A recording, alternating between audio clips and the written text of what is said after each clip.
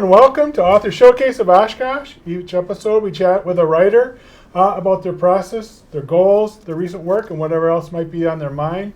My name is Tom Cannon. I'm one of the hosts and an author as well. And today I'm here with my fellow co-host, Bill. Hey, Tom. So we're broadcast in the Oshkosh area on Spectrum Channel 10 and on AT&T Uverse Channel 99, as well as on our YouTube channel, Author Showcase of Oshkosh. So, as Tom said, I'm Bill Gillard. I'm an English professor at UWO, and happy to be here. Yeah, today we are joined by Eva Lehmann. She's a former radio announcer and musician who now channels her creative energy into photography and writing. So you studied at UW-Madison, and your first book, Lake Michigan, the Wisconsin Shore. It was photography about nature and stuff. And then before hanging up your headphones, you worked on the air at 10 radio stations, which sounds like a lot, but maybe not that much for... Some of them were owned by the same company. Okay. So you did everything from reporting to the news to copywriting and research, more stints on morning shows, and today we're going to be talking about your new book, and Bill's going to describe it a little bit. Yeah, the new novel. Congratulations, called Radio Star. Thank you. And a little summary here. It's a 70s girl in an 80s world. Eva LaVette finds her life upended when she discovers a passion for radio. It's a feeling that ignites a fire in her soul, but conflicts with her husband's traditional values. Fearless and a bit naive, Eva adopts on-air facades that both mask and reveal her deepest desires as she navigates the trials of format changes, overnight shifts, sexist vibes, and the fear of being fired. She grapples with the consequences of her choices. Radio plays both a true love and a bad boyfriend. Eva is seduced time and again. We're excited to have you here, Lisa. Tell us a little bit about yourself. Thank you very much. Well, I did work in radio for a couple of decades, and after that in marketing and television advertising. And after that, I had my own photography studio for 10 years. That's how I came up with the Lake Michigan book, through the photography book. Yeah, now I'm a writer. All very creative endeavors. Yeah. And so let's start off with what we think is a very creative way of launching your book, which will be November 13th. So tell us about your book launch, because that's pretty cool, we think. My editor and publisher, Tara Huck, came up with the idea of a retro dance party. So it's going to be at the Pet Skull Brewery. We're going to dance and have cake and sign books and music trivia and prizes. It should be a lot of fun. Now, retro, you're talking about the setting for the novel, right? Which begins in the early 80s, mid 80s, and moves forward, through time. So yeah, it's going to be an 80s dance party. There's a lot of music in this book, all over the spectrum, different genres of music. And I just put together the playlist for the dance party, and it's mostly 80s music. And I didn't know what it was, your broadcast log in the first few pages. I'm that's interesting. And they're all chapter titles. Mm-hmm. And their songs and their artists and song titles that are appropriate thematically, but still it reads like, what a radio station of that era would broadcast. Like one that I would listen to. Well, Eva, her goal is to work in rock radio, and back then it was called AOR, album-oriented rock. Mm-hmm. Now that format is classic rock. But back then it was real and it was happening, and that's all she wants, and she never gets it. So there's 50 chapters, so I made a sample music log and listed the 50 chapters instead of like a table of contents. So that would be Eva's playlist if she could play anything she wanted. So the playlist is the title of a song for each chapter, right? Yes. And then if you go to the back of the book, you'll actually have a QR code and an address where you can listen to it on Spotify and YouTube, correct? Yes. I think that's a great idea. That's a great idea too. Well, I want to give something to people that they can take away too. Sure. Those moments you were just talking about, like she wanted to be at an AOR station, she wanted to play her favorite stuff, and it's so cool. Like that first job she had that she got paid, B93, right? That had the format changed like the day she was starting. And so typical in radio. That's just what happens. Did that happen to you ever? No, but I went to UW La Crosse because my sister went there, and because they had an album rock station that was great. That was, where do you want to go to school? The one with a good radio station. So I moved there in the fall, and within a few months they switched formats. My main reason of going to school there was gone. Who switched? Was it a student station? This was a commercial radio station in La Crosse. It was so awesome, and that's kind of what happened in this book. Is radio is really changing right out under her feet. Right. Yeah. No need to touch the vinyl anymore. It's all programmed. You just have to be there every 10 minutes to say something cute, and then just sit back the rest of the time. That was actually early on. No, I'm not spoilers. It's heartbreaking, right? She was so excited. Yeah. But she does get to play records at 2 more radio stations. Real vinyl. Yeah. And so, you actually do kind of market the different kind of changes, from going to carts, not albums, to being on carts, actually to CDs, and how that actually affected the actual DJs and things like that.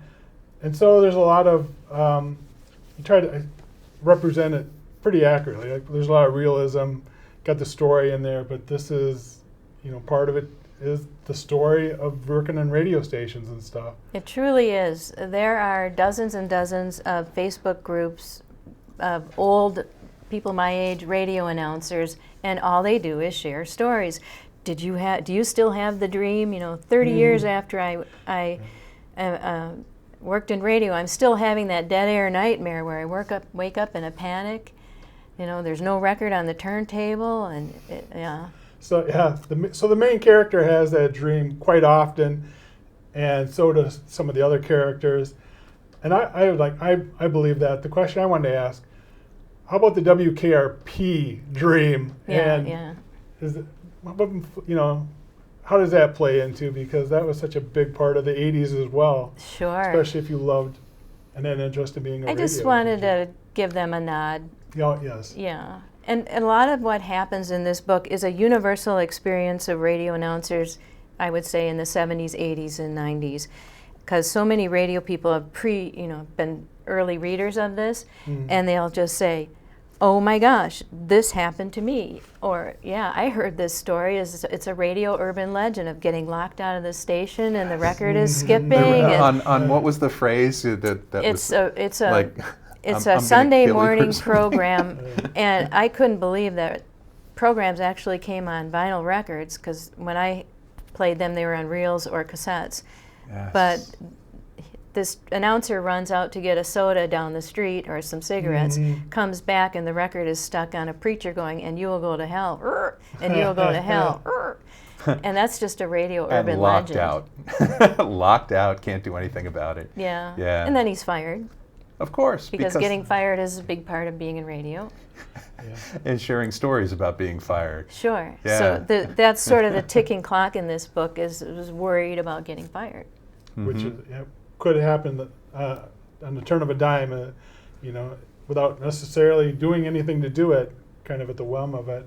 And so part of being a radio DJ is kind of choosing the names and stuff. And so how did you pick the names? Even the real names like Eva LaVette, and then the stage names and things like that, and names like that. I heard about this singer, Betty LaVette, about 20 years ago, and that name, I just love the name LaVette.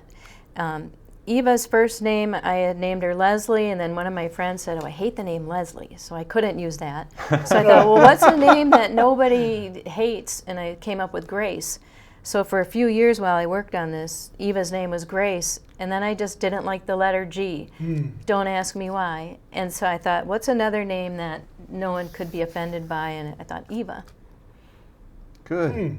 And how about the many, many pseudonyms? Yes. There was some discussion, well, you could call yourself, what was it, like Bo Taylor or something, like trying to mix, female celebrity names. Trying to get the star. Sure, star. That's sort of the gist of why it's Radio Star with 2 R's. Because Eva's boss gives her a name, and he has a list in his pocket, and instead of Bo Derek, he's mixing Bo with another actress, and she's just going, no, no. And finally he Bo says, Tanya. Beals, I think it was, right? Yeah, for like Jennifer Flashdance. Beals Yeah. or Bo Beals. Bo Beals. Yeah. I just wanted to show he didn't have any imaginations. But when he says Tanya Starr, she's like, oh, Ringo Starr. Okay. Because in one part she fantasizes that she's married to Ringo Starr, too. Right. Yeah, and that's the other side of this novel that I think is so brilliant. You take us through a relationship. There's all kinds of ups and downs, ins and outs. All the characters are sympathetic most of the time. And yeah, talk about how that relationship fits in. I mean, it's certainly impacted by radio, and it's certainly impacted by, okay, I can do the morning shift, yeah, but we had weekend plans. No, I'm doing radio for like how your how even navigated that, and how you brought that relationship to the page. Well, I originally wanted radio to be the antagonist, but the relationship Eva has with her husband Artie, everyone loves to hate him because he's grumpy. He was a musician, and then he had to go to work after college, and he lost his band, and I think he's jealous of the attention she's getting on the radio, and maybe the fame, and he wants to start a family, and here she is, I got to be there at 4:30 in the morning, or I'm working the overnight shift, and I got to work every weekend. How am I going to have a family? Right. Yeah, and I'm just kind of seeing that now, too, that it plays into it, because part of this, as it did in the description, is, 80s, there's still a lot of sexism there, and there's, I think probably her husband had some lingering, you should be at home, being the good wife, and not following your dreams, right? And so she definitely feels that tension.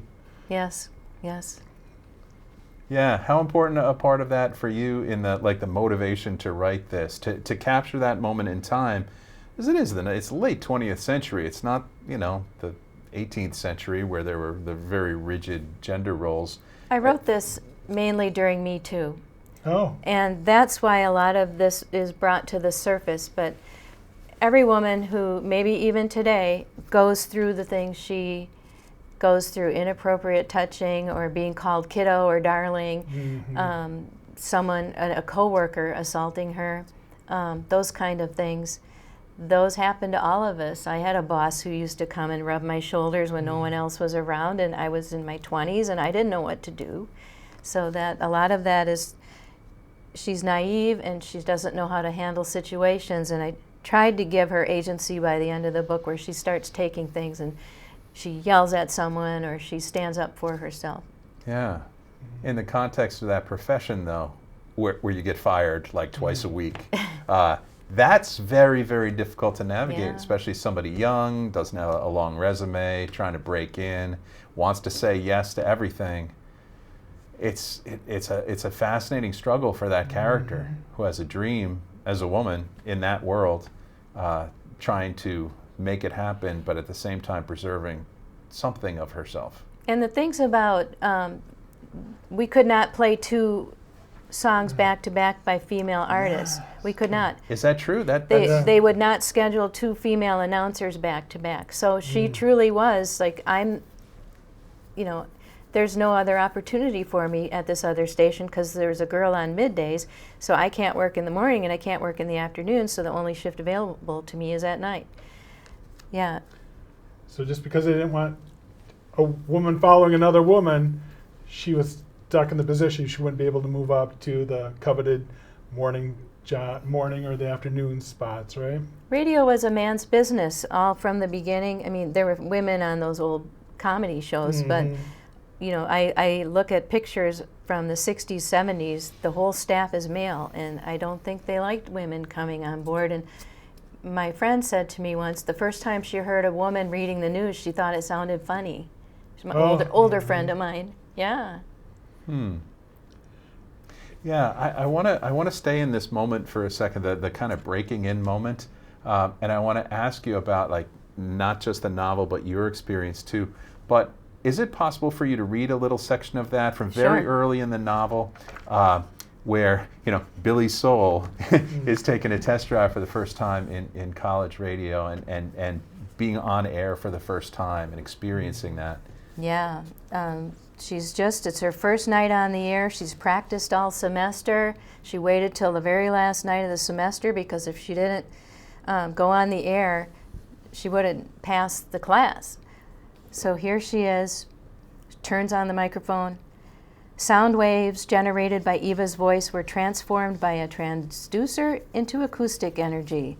The signal surged through copper coils and gained amplification before being transmitted into the night, and in an instant reached the cars and kitchens of the Cooley region.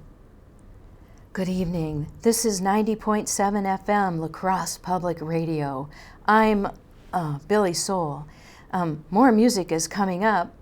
Jazz and blues to fuel your soul. But first, here's a special statement from the National Weather Service. Despite gargling her words, her voice resonated inside the headphones like a shot of smooth Wisconsin brandy. Thousands of people were listening, waiting to hear the weather warning. Deep in her soul, Eva experienced the buoyant emotions of every young announcer who had sat in the same squeaky chair, breaking their chops at the same daunting control board, their hearts in their mouths, their fear betrayed only by a crack in their voice. I'm doing this. I'm really doing this. She filled her chest with air and spoke with authority. A winter storm warning is in effect till midnight. As the temperatures drop, freezing rain will be followed by heavy snow, making roadways dangerous. Travel is not advised, so stay in, get comfy, and turn up this groovy track by Stanley Turrentine. From the album Salt Song, here's Storm. Eva untangled her braid from the headphone's curly cord and took a slow, long breath, savoring the adrenaline high. Reflected multiple times in the fishbowl of a studio, red and green audio equipment lights glittered around her. She spun in the chair, craving more of the heady feeling. What a rush, Coco. I feel ecstatic. You just got bit by the radio bug. It's addicting. Coco reached over and squeezed her shoulder. Love it, first mic.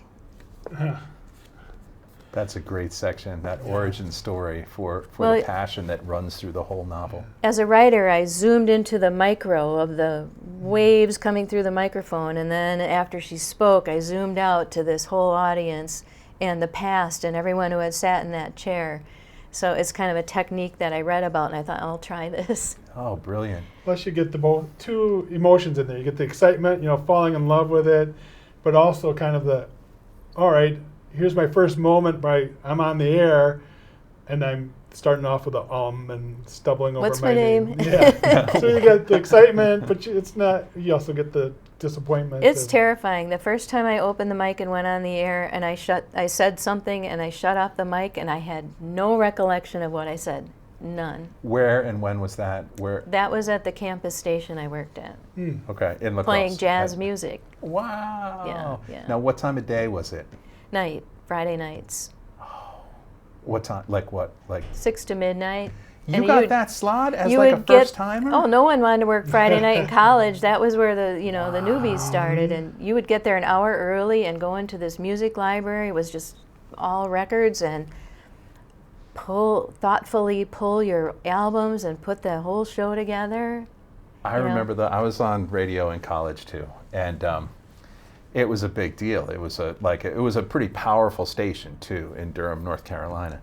And I remember that record room as well, just walking in and just, 7 feet high, just walls and walls, everything in there. It was intimidating and amazing. And I didn't get any Friday night slot. You know what slot I got?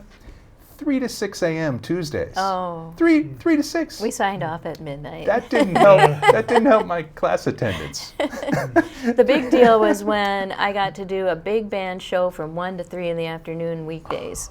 That was fun. That's huge. Yeah, that was after a couple years. Good, and that kind of fit in with kind of the jazz. Was it programmed? It was like an that? NPR affiliate, but okay. played their own music, kind of like WXPR and Rhinelander. They play a lot of bluegrass and stuff, but they still have the NPR shows. Okay, good. And so that's where you started. So what brought you to that door? What was your relationship to radio growing up? I was in the marching band, and I heard this guy, and my name's Lisa Lehmann, and his name was Lee Langhorst, and I overheard this trombone player saying, I'm on the campus radio station, and I think my head just went, what? there's a campus radio station, and I just signed up for Radio 101. You know, when I was growing up, I listened to the radio all the time. My mother was a huge fan, and she couldn't even tell her friends that she was listening to Mott the Hoople and the Rolling Stones and Jeff Beck. You know, she kept it a secret, but that's what we were listening to in my house. Wow. So you were just kind of immersed in it from birth, or even before. You know, 93 QFM in Milwaukee in my high school years, that meant everything. We all just listened and went to the record stores and picked out the most unusual record cover we could find. We didn't know who it was, and listened to those records. Yeah, that's amazing. I had a very similar experience growing up in New York City. And New York City had a lot of non-commercial stuff down, you know, the left end of the dial and all that. But the big, you know, WNEW and those big stations like that, yeah. All my friends and I listened to it, and we talked about it the next day, and we talked about, you know, the DJs and all of that. Yeah, it's fascinating how that can, I mean, it arrives at such vulnerable moments, like the times when you're falling asleep, you know, you just listen to the radio, somebody just talking to you about music, and then this weird songs come on, and just, yeah, it gets you in those moments that are, it's kind of, it really stick with you. I was one of the kids who had a transistor radio under my pillow listening to WOKY in Milwaukee growing up, yeah. What did they play? The AOR? It was the a top like 40, you know, the Beatles. Oh, good. Nice. Nice. And I think that for me, when reading it too, like there were songs that people that I haven't heard for a long time. So it was a nice little trip down nostalgia lane, you know, hearing Barbara Mandrell and just Crystal Gale and Charlie Pride, names that you don't hear about anymore. Yeah. But they're a big part of the 80s as well as the rock stations. And, you know, and back in the 80s when polka stations were a little bit more popular. Did you have that transistor radio under the pillow with the polka station going? Yeah. No, I was a country station, so I was, you nice. know, listening to Don't Eat, you know, You Can Eat Crackers in My Bed and things like that. For me, a lot of that love came from songs about radio, you know, at Elvis Costello. I mean, there are some great songs just about the effect that radio has. Did that show up anywhere in your life? Were you, you know, even like weird, like Pilot of the Airwaves? I mean, there are these weird songs that came out of like that era that you're writing about. Wavelength, Van Morrison. Yes. Just, I don't know. Yeah. For me, it was more about the music and listening to the radio and feeling like you had a friend. Yeah, and somebody who was talking only to you. Yes. Because that's how we experience, you know, one-on-one conversation. It's one voice talking to you, and that's radio. Yeah. Yeah. So let's talk a little bit about your techniques and the way you approach the book. You know, one of the things I found, you know, with her and her husband are carrying a mattress and they're moving, you know, and they're carrying the mattress and it has a broken handle. And to me that says a lot. Somebody who's been poor and you can't afford that mattress and it's so old that it's broke the handle and you got to struggle with it. You know, and maybe you've already moved a few times, right, you know, you, put stress on it, yeah. You don't have a stable life. You've moved it a few times and broke it. You know, so there's a lot of, you know, details that really add verisimilitude, reality to it, and maybe even talk a little bit about the name and the cities and, you know, why you said it in the different cities. Well, at first I had fictional Wisconsin cities, and it took a long time for me to find names that were not really Wisconsin city names. And then my first editor said he thought it would be better if I used actual cities. So I decided to base Eva's career in cities in which I had lived for a while, because then I could write about them with my photographer's eyes. The bluffs in La Crosse and the Mississippi River, the lakes in Madison, Lake Michigan and Sheboygan. And that works out well. For example, you know, Eva ends up at a country station, and it's like, you know, when you're at a country station and it's in Winona, the country fair is a big event for those people at those stations, right? Right. That's a big part of being in radio, is going to all the county fairs within probably 50 miles of your station, well, within your signal. So it had to have a scene about a county fair.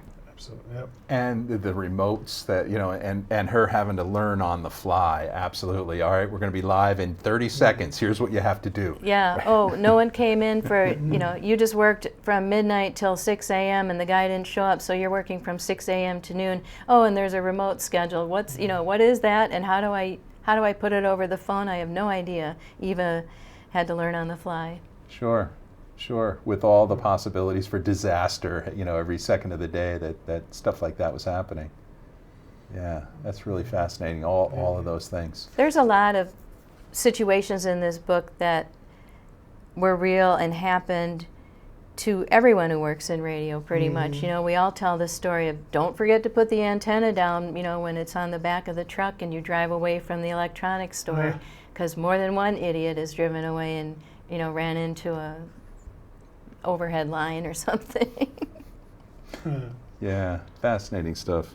And I love what Tom was saying about all those details that just place you there. I mean, even if you've never, been on radio or anything, you feel through those. Well, that moments. scene where they're moving and they're moving from her house where she lived with a bunch of girls in college to her married life apartment, which is just around the corner. So they're dragging this mattress down the street, and Eva is very petite, and her husband's yelling at her, "Hurry up! And it's hot out. It's June. It's just graduation time."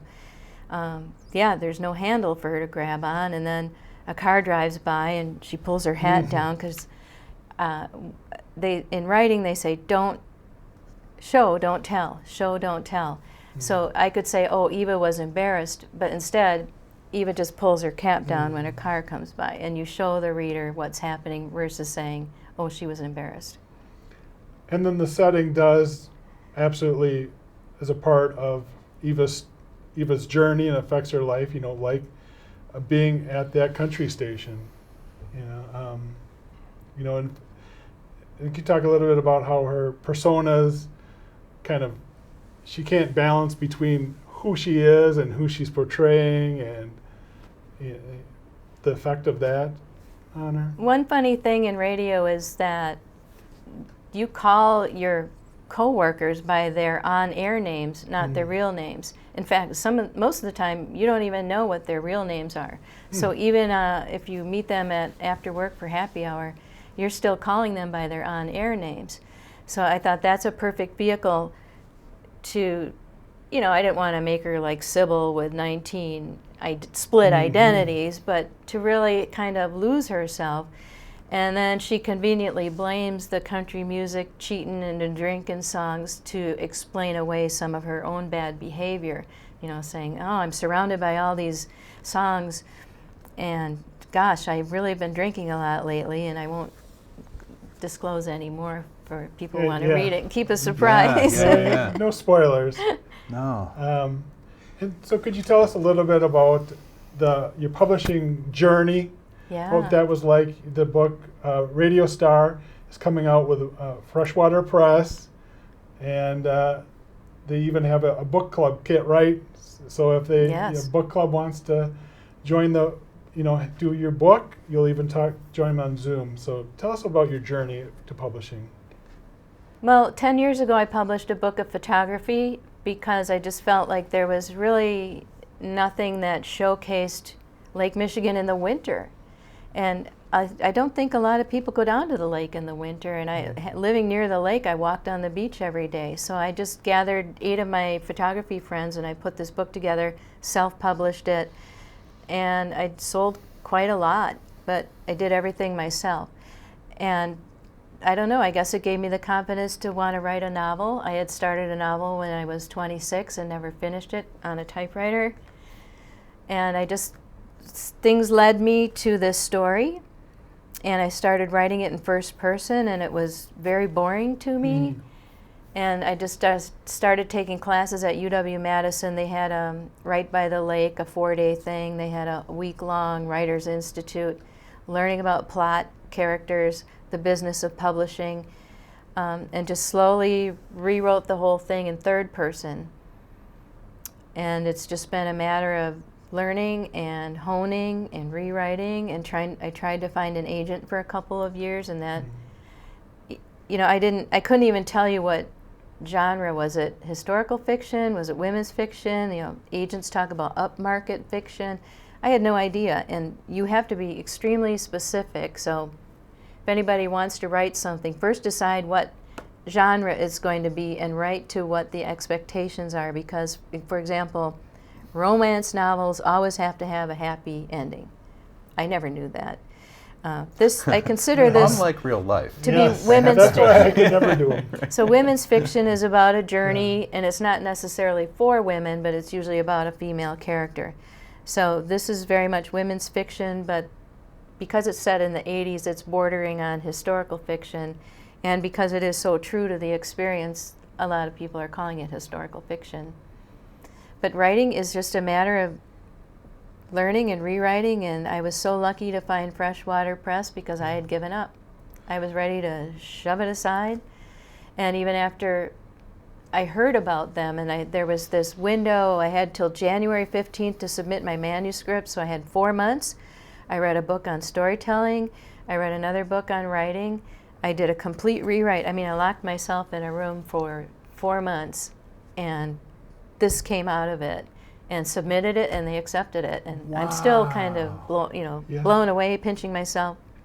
It's very exciting. That sort of discipline at the revision stage It's hard. It's very hard, and it's unusual too. It's easy to just get caught up in the flush of composition just to see where things going, and then you have that 300-page mess. Fortunately, that I has like some editing. life. Oh, good, yeah. And but you're heavy revising, changing the point of view, and with that came changes of character, I'm sure, and subtle or even less subtle. Well, the hard changes of part is content. cutting things that you think are really cute or interesting, but they don't really laser focus on the plot. And so a lot of those things got thrown out, and it made the book better. Yeah. So, I like that message. You wanted to write what you were passionate about. You had the story, but even if it didn't work out at first, you just kind of learn a little bit more and decide, what do I need here? What's missing? And for you, it was from going first person to third person, and then to sharpen up what is not part of the story, what needs to be trimmed away. So that's a good way. And what did Tara and the rest of them at Freshwater Press? What did they say? Why did they? We want this book. Why? What did they say? Well, I just remember the first time I talked to Tara, and she said the 3 women who own Freshwater Press were texting back and forth, all excited about the book. So something about it grabbed them, the story, they liked the characters. I think it's being set in radio is a hook, and that it is a peek behind the scenes of a world that, I think a lot of the things that got cut were maybe too much inside baseball about radio, maybe too technical. So I had to develop more of the relationship with Eva and her husband, and make sure Coco had her own story, and then this Dusty, who is Coco's cousin. There's 4 main characters in this book, so each one of them has to have a journey as well.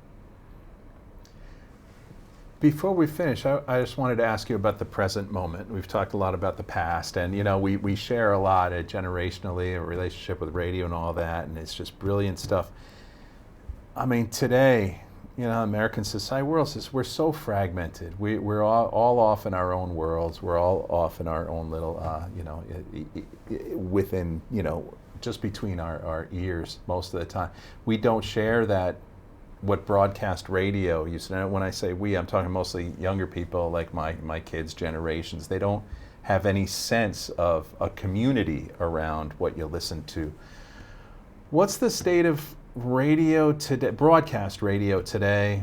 Do you think it has any sort of future as kind of the uniting kind of cultural force that it once had? Fortunately, there are a lot of stations that operate like it used to be. I was at WOMT in Manitowoc last week. There were actual people in the studios. There was someone at the front desk and welcoming the public in. But then a month ago in Madison, my friend and I drove to WIBA where I used to work. We used to work together. There at 4 in the afternoon on a Wednesday, there was 1 car in the parking lot. And this is a conglomerate owns this station. So I think most of the people on the air are on the air in every city across the country playing the same music at the same time. But when we worked there at 4 o'clock in the afternoon on a Wednesday, there would be 24 cars there, 5 people in the newsroom writing stories, people in the AM and FM. There were sports people coming in and out, news people coming in and out. Oh, sales engineers. I Sales. mean, there were all kinds of folks in radio stations. So that, the Fairness Doctrine in 1987 changed radio to where you could have these talk shows where people could say anything they wanted, and there was no need to have every side of the story involved. And then the Telecommunications Act in 1996 allowed stations to own a lot more. It removed limits on ownership. So therefore, you have now corporations instead of mom and pop brick and mortar businesses. When I was trying to do some promotion for this book, I was trying to find female announcers at radio stations in Wisconsin to see if they wanted to be advanced readers and to give them a little present. And I found this one woman was working at 3 different stations in 3 different cities, and I didn't even think I should mail something to her because she probably was working from a closet in her home. So it's changed in many ways. Anyways. Yeah, right here in Oshkosh, WOSH. Used to have the station now is out on Bowen Street. It's abandoned and weeds are growing over it and things like that. Yeah, it is sad because there's something magical I think about, the. Well, we were the hub of the community.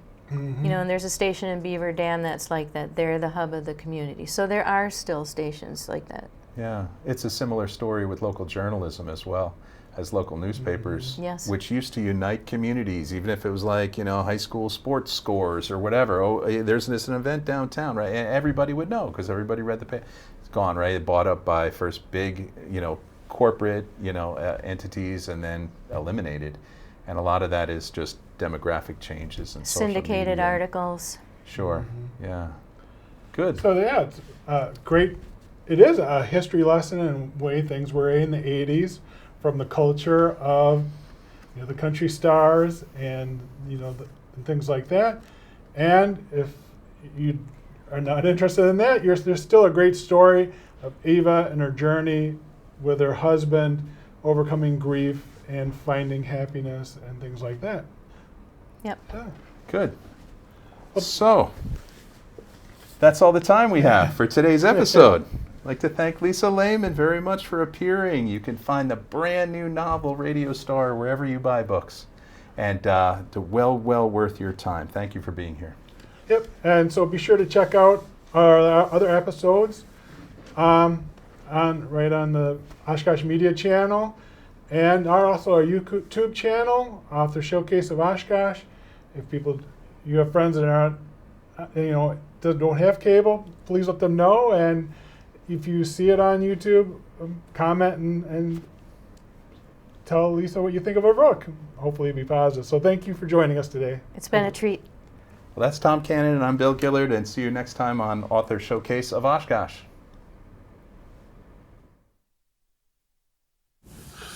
Thank you for tuning in to Author Showcase of Oshkosh with your hosts, Dixie Joe Jarko, Bill Gillard, and Thomas Cannon. We'd love to hear from you, whether you're interested in being a guest on the show, have a question, or want to share your thoughts. Please reach out to us on social media or via email at oshkoshauthorshowcase@gmail.com.